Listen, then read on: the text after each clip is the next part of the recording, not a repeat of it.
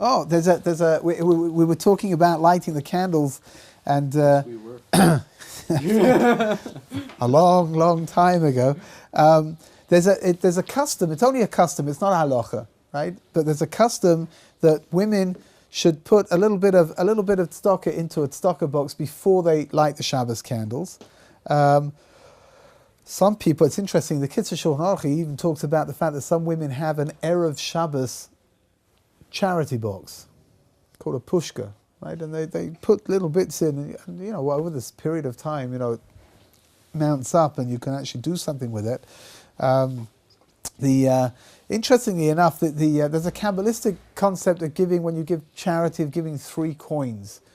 We spoke about it the other day, right? Inside of davening, when you get just before you get to Azir Shir, when it says that that HaKadosh Baruch Hu controls the world, then at that point the Arizal had the custom to take 3 coins and put them into the charity box.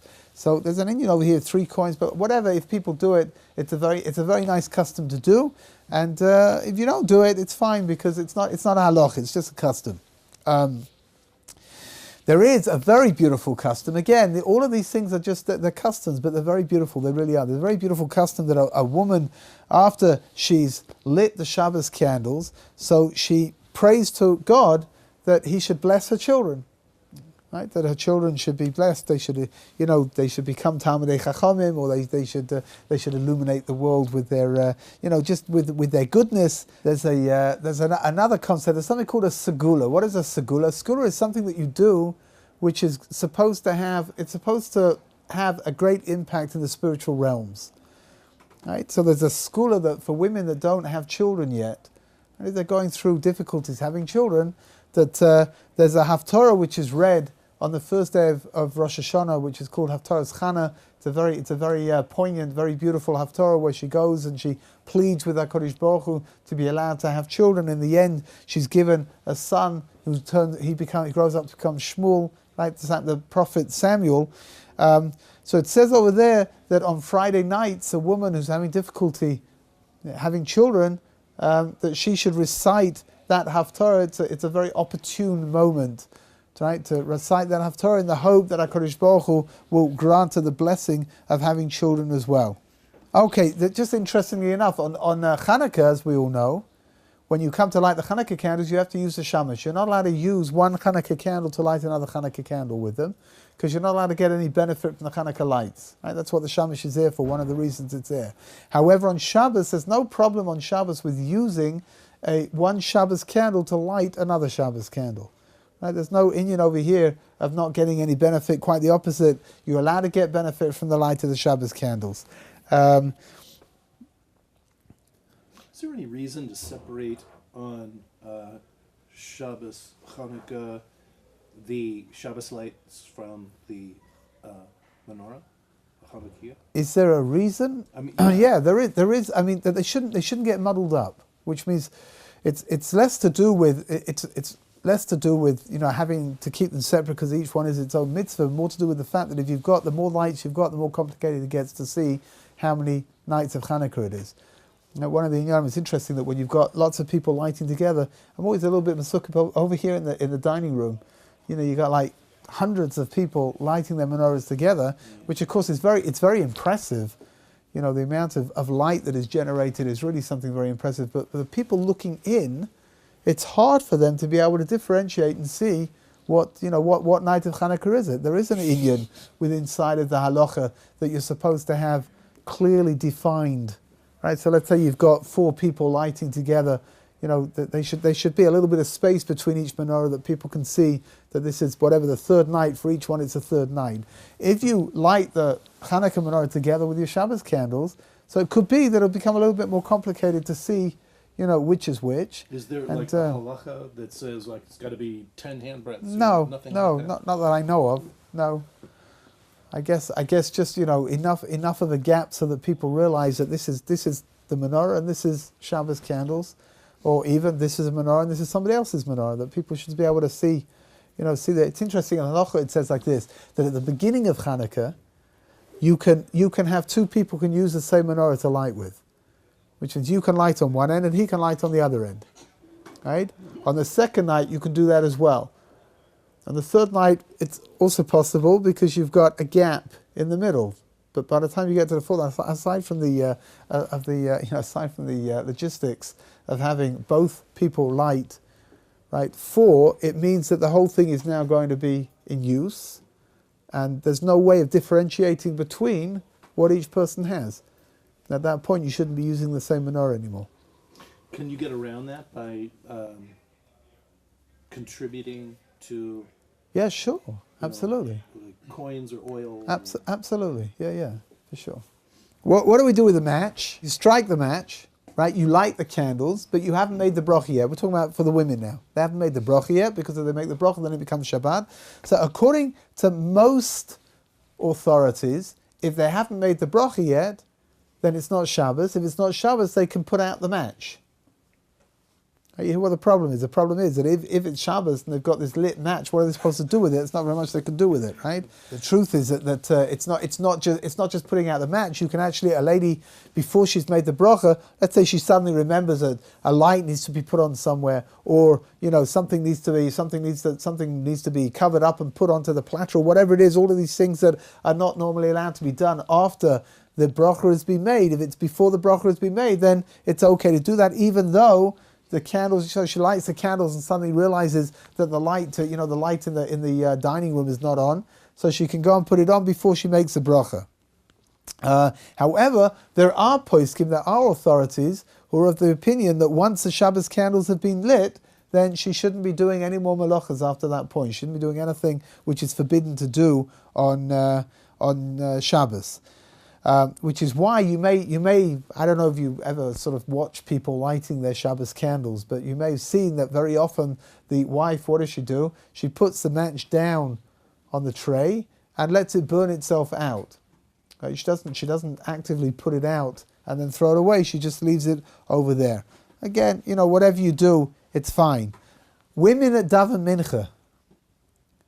So the woman has to be careful to daven mincha before she lights the Shabbos candles, right? What's the problem? Once she's lit the Shabbos candles, even though it's broad daylight outside, it's now Shabbos. For her, it's now Shabbos, and she can't daven mincha anymore, right? So a woman who is particular to daven mincha every day has to make sure that on Erev Shabbos she's going to light the candles only after she's daven mincha. If she forgets, then it means that she's not able to daven mincha at that point. Okay, so the Mishnah Berurah, we spoke about this, about men lighting candles, right? The Mishnah Berurah says that it's better for the man to make a verbal stipulation that he's not bringing in Shabbos when he lights the candles, but rather he's going to carry on doing all his bits and pieces, and he's going to bring in Shabbos later on when he davens. You're saying it's necessary to make that statement? It's not necessary. Mishnah Berurah says it's better to do it, right? Just to avoid any kind of misunderstanding about whether it is Shabbos or whether it's not Shabbos. However, if he didn't say anything, that's okay. Right? He can carry on doing malacha. He can carry on doing things which are forbidden to do on Shabbos. He can carry on doing them even after he's lit the candles. Mincha for a man, even without having said something, even without a verbal stipulation, a man can daven mincha lechatchila. He can daven mincha after he's lit the Shabbos candles. There's no problem whatsoever, and he can go off to shul and he can daven without having been concerned that maybe he's brought in Shabbos, and if he's brought in Shabbos, and he can't daven mincha. Well, that kind of like goes without saying, right? I mean, if you do it, that's the order you have to do it. Yeah. Right. I mean, it's Shabbos candles should be left in the same spot.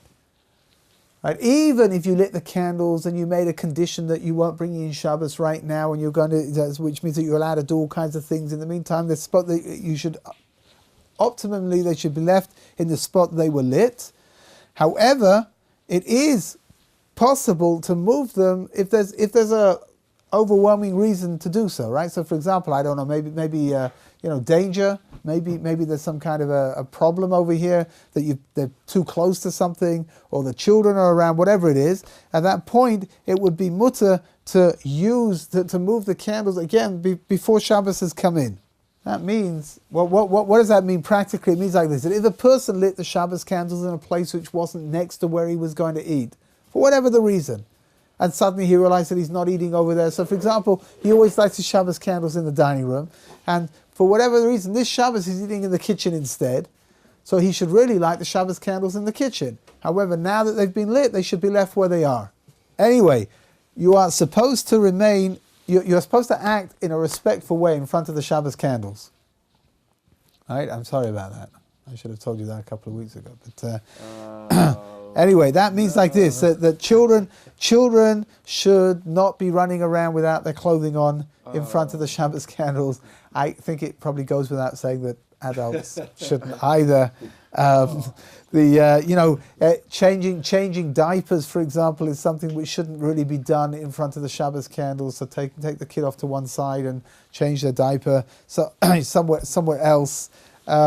It's interesting actually that the halacha of this is not something which is particular just to Shabbos candles. It's particular to all candles that are used for mitzvahs. So Havdalah candle would be the same thing. The Hanukkah candles, right? A person should act respectfully in front of the candles. Okay, what do you do if the lady lights the candles and then she forgot to make the bracha? Yes. Sorry, I just have a question on the last one. Yes. You're using the light to benefit for Shabbos, right? Yeah. So wouldn't the baby get upset if you couldn't see what you're doing? Or couldn't you? It's true. It's a good question, right? Give the baby a rash or something, and then that would just be bad for Shabbos. Yeah. You mean what? If you change the diaper in a place where there's no real light, so you sort of end up putting the new diaper on its head or something because it's back to front and inside out. Yeah, But maybe you just don't. The emphasis is like this, so it's interesting that the halacha that we did learn the halacha that you're supposed to have light all over the house actually, which is the Shabbos candles we light. They're specific for the Suda, that we should have this sense of light and Shabbos and well-being, right? But it says that you should leave lights in all the places where you're going to be over Shabbos, that you should be able to see what you're doing. So I guess if the only light you've got are the light of the Shabbos candles, then how does one go about changing a diaper? Well, for a first kid, it's a problem because these things are still relatively new. But by the time you've had your 12th or your 15th child, it's really not a big deal. You just get one of the other kids to do it for you. By the way, that's true. What happens? The lady lights the candles, gets distracted. Something else has to be done. Something's got to be put onto the platter. She's got to put on the lights somewhere, and she forgets to make the bracha. Until which moment can she make the bracha? Until sunset. Which means, here in Yerushalayim, we light the candles 40 minutes before sunset. Which means that at any time within the 40 minutes, she remembers that she didn't make the bracha, she can go to the candles and make the bracha over them in the way that she normally would. Outside of Yerushalayim, 18 minutes, that 18-minute period right between lighting candles and sunset. The minute the sun sets, she can't make the bracha anymore because it's Shabbos anyway. Right? Which means that it's a little bit of a problem over here. And that means that you got to be careful, right? Again, most women, I've never actually, the truth is I've never been asked a question by somebody who says, I forgot to make the bracha over the candles. Sometimes people forget to light the candles altogether. That happens, right? With the Erev Shabbos rush, and all of a sudden, and sometimes, whatever, if the lady's not feeling well, or she's just had a baby or something, it's like she's overwhelmed, and sometimes that's a relatively, that's a relatively regular question that gets asked. But somebody coming and saying that they lit the candles and they never made a bracha over it, that's something which is, I've never had that question before, but you should know that if it does happen, so you're allowed to make the bracha up to sunset. Once it's sunset though, it's a problem. What do you do if chas v'shalom, if a lady is blind? So then it says that in halacha it says it's better that the husband make the bracha over the candles. Right? Ladlik ner shel Shabbos, because the husband can see the light and the wife can't see the light. However, if she's alone by herself at home, for whatever the reason, then she's able to make the bracha over the candles, even though she can't get any direct benefit from the light. I wonder if you could justify temperature, touch, feel like with her hand, like she can't visually benefit. Yeah. But I wonder if if you could feel the heat, if that would be. No, the function of the Shabbos candles are shlom bayis, that you can see, right? Yeah. If somebody is not, she can't see because she's blind, then the fact that she can feel the candles isn't going to be enough to allow her to make the bracha over it. If there's somebody else there that can make the bracha for her. If not, then she can make the bracha. What do you do if you're eating your Shabbos Suda somewhere else? Right? So you're at home and somebody was silly enough to invite you out for the Friday night Suda. I can't even imagine who would do something like that. What are you supposed to do? Must be really silly. Really. You should light the Shabbos candles at home, and then you should go to wherever it is that you're eating. Now, if you can arrange that the candles should be alight when you come back, then that's the best thing to do, right? Which means that you're still getting benefit from the candles when you come back, even though you've eaten the Suda somewhere else. Nowadays, again, depending on what kind of candles you light, if you're lighting regular wax candles, it's a little bit more complicated. But if you're using those little cups, the little glass cups, you put the candle inside it, the candles are short and wide. I was going to say short and fat, but that's not politically correct. Tea lights? Fat and heavy.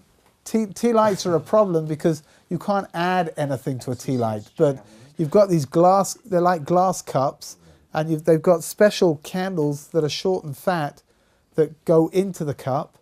And the cup, you've got lots of space in the cup. You can add olive oil if you want, right? So that way, if you add the olive oil, it will add many, many hours worth of light onto the candle, which means that the lights themselves stay alight for 3 hours, let's say, right?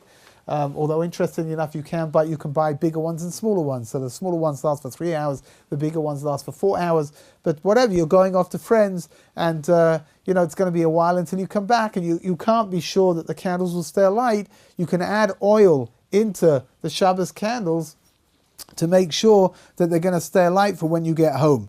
Another thing to do, of course, as we've spoken about, is that if you know that you're going to come back late, you're going off to somewhere and you're going to have a Suda by somebody, and you know that you're going to come back late, you should leave lights on, electric lights on, for sure, in the house, in order that there should be light when you come back. That, again, this idea of shalom bayis, that there should be harmony within the home because of the fact that there's light there. The light's very important for for being able to have Shabbos the way that it's supposed to be. We spoke about a concept called plaga mincha. What is plaga mincha? So plaga mincha is about 2/3 of the way into the afternoon. From then on, you're allowed to light Shabbos candles. It varies, quite considerably depending on where you live and whether it's the summer or whether it's the winter, how long this plaga mincha is actually going to be. But from plaga mincha onwards, you can light Shabbos candles. That means that if you are going to be at home and then you're invited out on Friday night and you want to go there, it's a little way away, and you want to go there earlier on, or you want to go there in the car, for example, like we spoke about the lady making a tanai, a condition that's going to allow her to be able to do a little bit more malacha before Shabbos comes in, then you can light your Shabbos candles early, and you can then go to wherever it is that you want to go to. Again, if you can make sure that there's enough fuel in the candles to make sure they're still alight when you come back, that's the optimum thing to do. But we're talking only like 30 or 40 minutes, isn't it? Plaga mincha can be, it's normally more than that, which means that in the winter it could be 40 minutes, and in the summer it could be an hour and a half maybe. Oh, okay. It really depends where you are. Usually done in the summer. In the summer, for sure, is the standard accepted procedure by most kehillas, certainly in Chutz La'aretz. Over here in Eretz Yisrael, really depends which community you belong to. But outside of Eretz Yisrael, almost all communities that I know of bring in Shabbos early, right? Because Shabbos comes in very late in certain places. So, for example, in London, Shabbos could come in at 9:30 at night, right? And that's very late, and nobody wants to start having the Shabbos Suda, at 10 o'clock, 10:30, at 10:30 at night, and the kids and everything. So, most communities all communities that I know of in England bring in Shabbos early. There are, if you want a little bit of halachic trivia, there are 3 Shabboses in the year, in the middle of the summer in London, where 7:30 is too early to bring in Shabbos because it's just before Plag HaMincha, and therefore, the vast majority of the communities bring in Shabbos at 7:30. In the summer months, they bring in Shabbos at 7:30, except for those 3 Shabboses when they'll bring it in at 7:45 because of the time differential. Some communities bring in Shabbos at 8 o'clock all the way through. It just depends on what community you belong to. I'm saying that even in the winter, you need to get somewhere, right? And you want to light the Shabbos candles before you go. So you can light the Shabbos candles after Plag HaMincha, and then you can go off to wherever you're going to have your Suda. And then, hopefully, when you come back, there'll still be a light, right? Again, if you add some extra oil, yeah. What in those communities that recognize early Shabbos, and I'm talking primarily like on, say, the younger families and things like that. So they bring in Shabbos early. What they're still davening. Does that move up too? Well, they can't. Mincha they could, but I mean, everything is now moved up, which means that when let's say Shabbos comes in at 7:30, right? Even though it doesn't get dark till 9 o'clock, right? But you bring in Shabbos at 7:30. Right. You go to shul in the regular way. You go and you daven mincha. Right. You daven Kabbalah Shabbos and Ma'ariv, even though it's completely day outside. Really, I didn't know that. Yeah. So Ma'ariv too. Yeah, and you come home and you begin your Suda. It's daylight. But at some point it becomes dark. The shuls, so they have an early and a late mincha. Most shuls in Chutz La'aretz, outside of Israel, Yeah. most shuls only have one minyan, and that's an early minyan. Wow. Okay. That's because You should know something. There's a halachic. Hello. There's a halachic ramification to that, which means that if the whole community brings in Shabbos early, then you can't bring in Shabbos late. Which means that the power of the community is that if the whole community brings in Shabbos early, it's now Shabbos for you as well. If you've got a community where you've got 2 minyanim, like you were saying, one bringing in Shabbos early and one bringing in Shabbos late, then each week you can do whatever you want. And that's predominantly how it is. In Chutz La'aretz, you say over here, here in Yerushalayim, you've got lots of early minions and lots of regular minions, right? The regular time. And that means that each week you can choose whatever you want, which means this week you're ready, you can go bring in Shabbos early. Next week you're not ready, bring in Shabbos later on. Right? But in Chutz La'aretz, most communities bring in Shabbos early, and if you're living in an area where they only bring in Shabbos early, then that's it. Very democratic, I guess. Well, that's one way, yeah. You have to do a Shema. Another time. What's the only thing that you have to be concerned about when you bring in Shabbos early, right? Is that the Shema that you recited at Ma'ariv time, when it was still light outside, is not going to count as your Shema, because you say Uv'shach b'chol v'kumecha when you get up and when you lie down, and you got to say Shema at night time, which means that you have to recite the Shema again later on.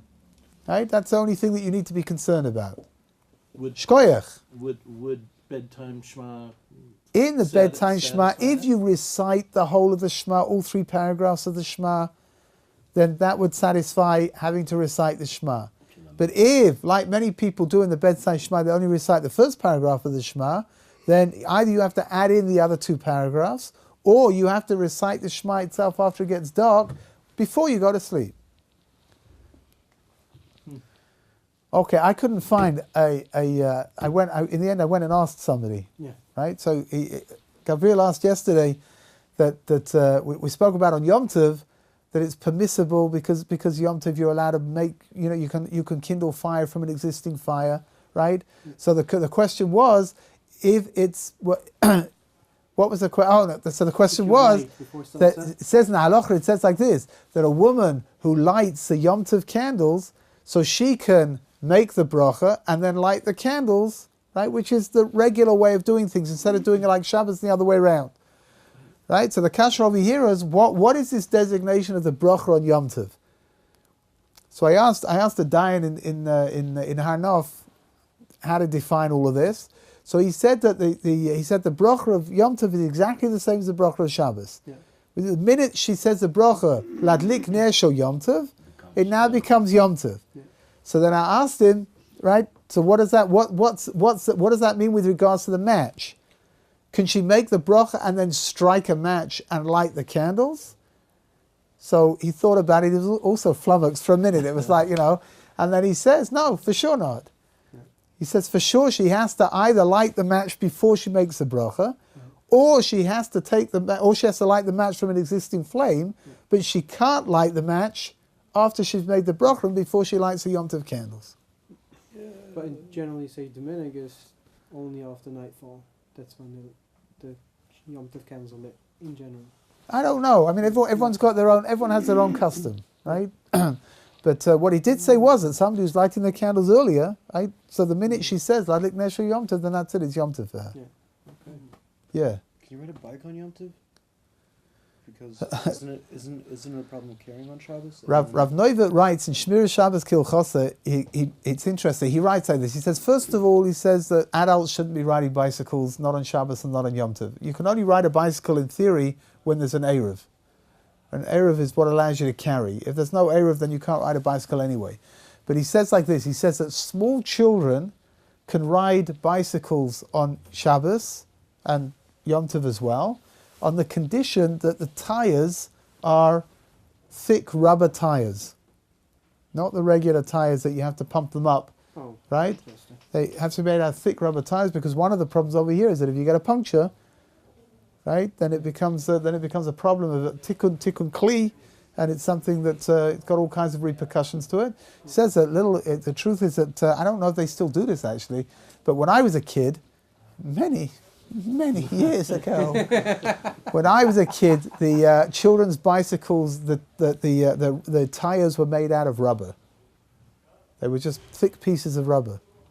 They didn't have a inner tube, and that's the kind of things that he's talking about. I don't know today if they still do that, because the emphasis that I think that children's bicycles today, I think they come with regular tires with a little inner tube, and that's what I think. What a skateboard. Huh? What a skateboard. Because people just stone you, skateboard wheels would be less complicated because they're just made out of thick pieces of. Is that considered muktzah for an adult? What? The bicycle. Yeah. But an adult on a skateboard. An adult on a skateboard is the kind of thing that you should push down a hill. Yeah, right. But a Steep. He rolls to after. But You can lend it to your mother-in-law. but I can, right? Huh? But I can, right? I don't know. Can you? I can't. I don't have the. I'm not very good with skateboards. I might. No. Okay, we're gonna stop over here.